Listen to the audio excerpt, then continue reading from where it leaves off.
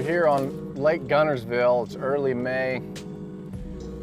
Fish like to get out on the ledges starting about now, May, especially in June, but depending on the spring, sometimes they get out early May, which is right where we're at right now.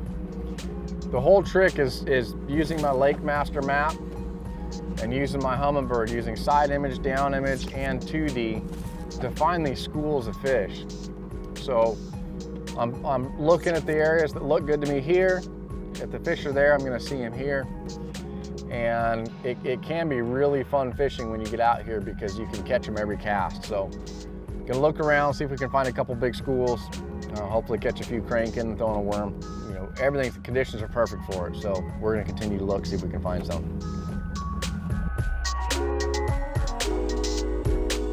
There's one white bass. Oh, that's a largemouth. Unless I snag something. I snagged something in the back. Or I got a real big one. I have a real big one, you guys. Real big one. Oh, he's foul hooked. Boy, I thought I had a giant. He's foul hooked there.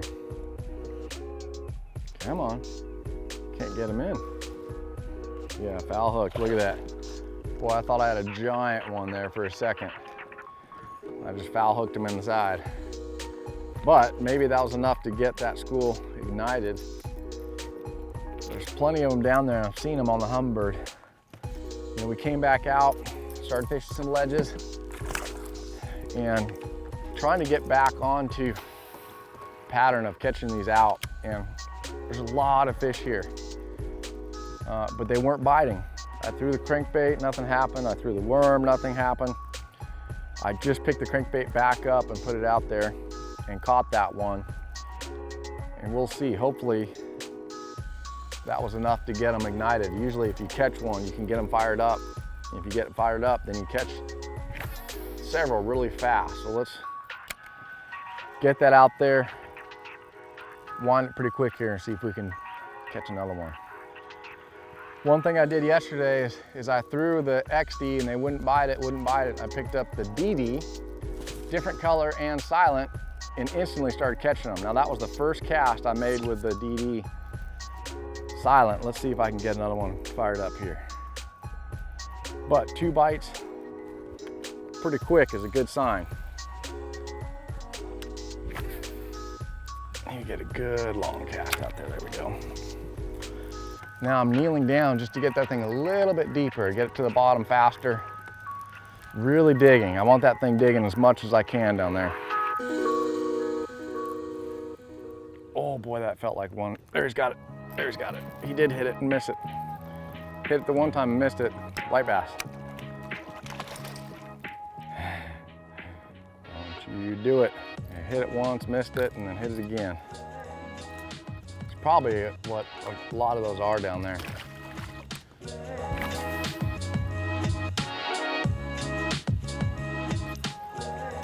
So much floating debris here. Hard to get a good cast. I'm gonna try the old drop shot, see what happens. A lot of fish down there. The problem is it's hard to get it by. A lot of them would just move, you know, barely moving something along the bottom. But there's a good group of them in this area, right? Oh, one's got it. First cast with a drop shot. Little guy.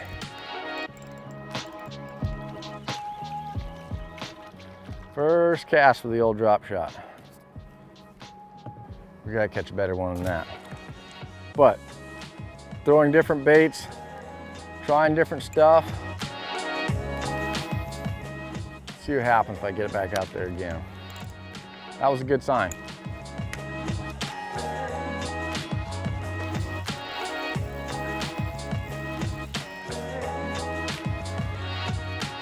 That's a better one there. Drop shot again. Man, he swallowed that too.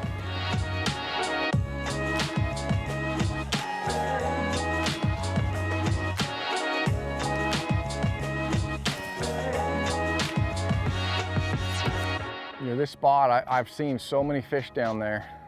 I was able to get a couple bites on the crankbait. I caught one on the XD, one on the DD. I lost another one on the DD, but I've been throwing it, and they won't bite it really. You have to kind of convince them to bite it. So I picked up the drop shot. My first cast, I caught one.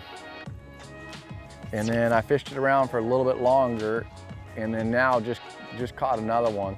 It was a little bit better quality. But it kind of tells me that these are a lot of largemouth down here, not just white bass. I mean, I'm seeing so many on the graph. They're spread out everywhere, so I kind of have to just fan cast around until one bites. But the drop shot is definitely something that's getting bit. It's not fast and furious, but these fish aren't really stacked on one spot. They're in a big area. You know, I've moved all around here in I'd say a total area of about 50 to 75 square yards right here. And they're around the whole thing. They're not just grouped up on one spot. When they're grouped up in one spot, that's when you can burn that crankbait through there and get one to fire. This seems like you kind of have to just kind of move around before you get a bite.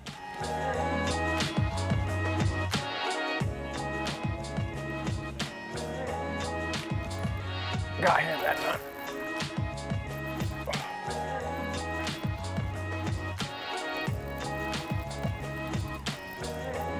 Way up on top.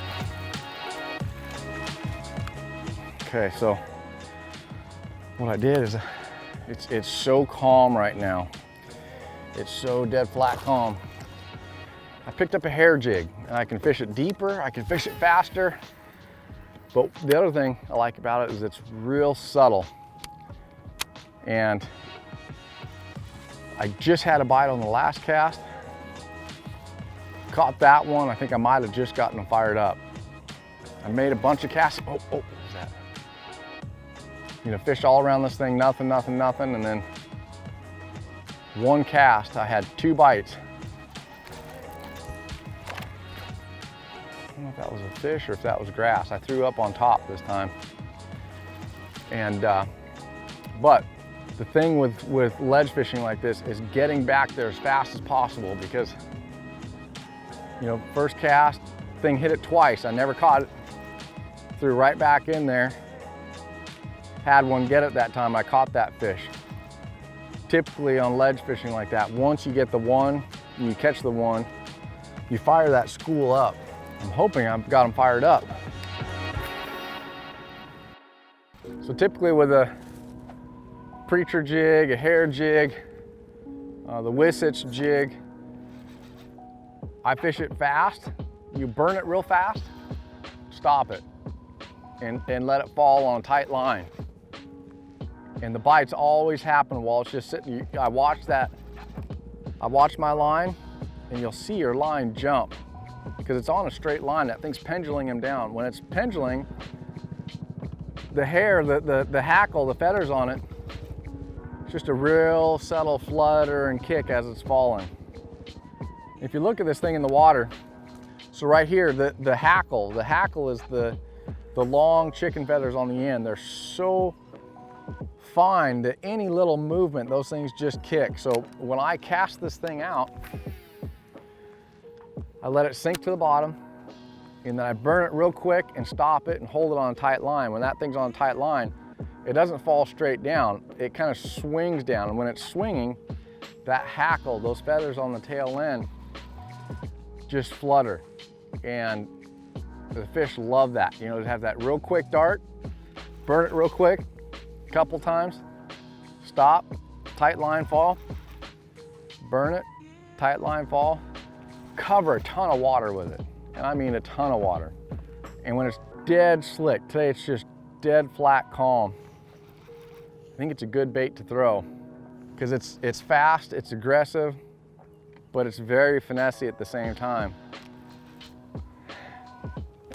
Oh God, one hit it again. That's right where that group hit it before. Man, get my bead on where that thing bit. So right now I'm taking the line on the bank where that fish bit right there. It's real close to where I caught that one a second ago. So what I'm gonna do is make my next cast in that same spot.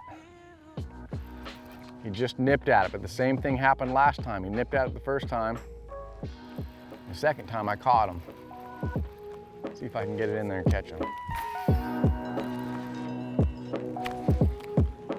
Sworn one fired at it right there. It's twice on that cast where it felt like one nipped at it.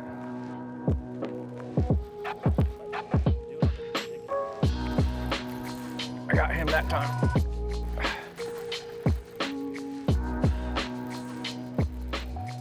Lots of casts, man. A lot of casts. Repeated casts to the same area, and then that one smoked it. Again, that Wisich jig, covering a lot of water, real calm. You know, I can't just throw the crankbait up there right now and catch those fish, I don't think. I think it's just a little bit too calm. But enough of them are biting there that I think that there's obviously a group of fish there. They're just not fully committing, you know. I'm having to convince them right now.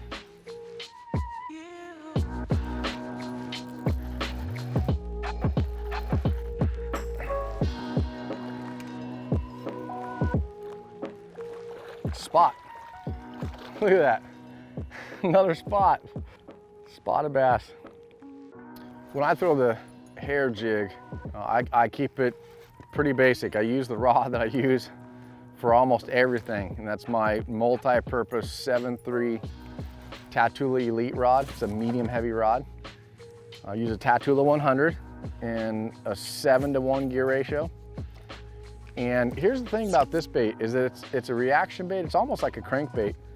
I don't use heavy line. I throw it on 12-pound Sunline Sniper because I want it to sink freer. You know, if I use heavier line, it doesn't really sink as fast, it doesn't just really fall as natural. So I use a light line. And that's it, really. Cumberland makes a good hair jig. You know, there's several companies out there that make a good, you know, a big, long, you know, the bigger the better to me on the hair jig. A real big, long bait that is a big profiled bait. You know, get a couple and 1/2 and 3/4. And that's the basic setup for throwing a hair jig like this. There's one on the plug. First cast with the plug and he eats it. Is it a white bass? No, it's a largemouth. It's coming right at me the whole time. So, switching up baits.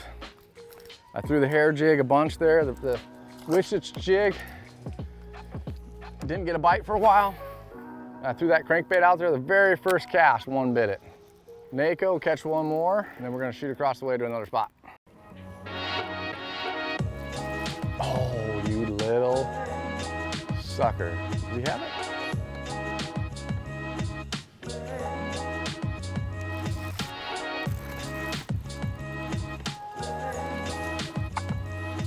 Picked another one up there on the Nako rig Senko. Not a big one, but not exciting. Could throw the drop shot too and see what happens here. Probably not a bad idea, but I got them fired up here for a little bit. Never caught a big one here. We need to rotate through some new water here and see if we can get a big Guntersville bite.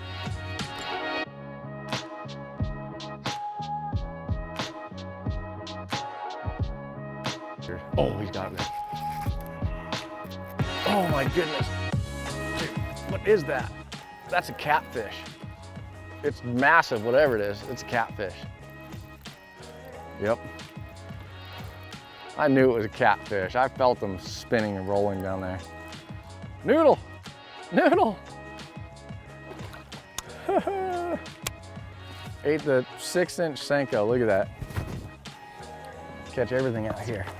Hey, Corey, go ahead and get him off for me, buddy.